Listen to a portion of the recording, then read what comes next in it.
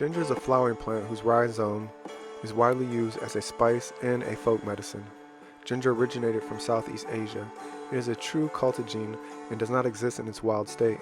The most ancient evidence of its domestication is among the Austronesian peoples, where it was among several species of ginger cultivated and exploited since ancient times.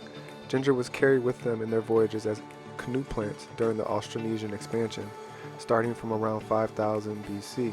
They introduced it to the Pacific Islands in prehistory, long before any contact with other civilizations. Today, ginger is widely cultivated across the world and is available through specialty grocers, local markets, and supermarkets in Asia, Southeast Asia, Australia, Africa, the Caribbean, and in North, Central, and South America. Ginger is a knobby, multiple-branched rhizome found in many different shapes and sizes. The skin ranges in color from light to dark tan, depending on its variety. It is a semi-rough with occasional calluses and rings ridged along the surface. The thickness of the skin is directly related to whether the rhizome was picked early or mature.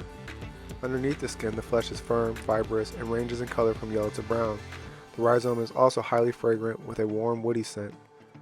Ginger does best in partial to complete shade. In full sun, the leaves are brown-tipped and the plants grow poorly.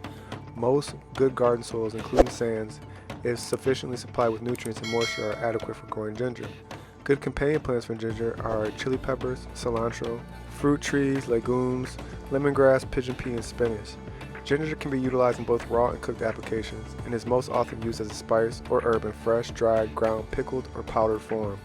Ginger oil is the primary compound that gives fresh ginger its zesty pungency and is related to capsaicin, the component that provides chilies with their spiciness. The rhizome is also well known for its use in treating nausea and indigestion and contains anti-inflammatory properties. It also contains vitamin C, potassium, fiber, iron, and many more.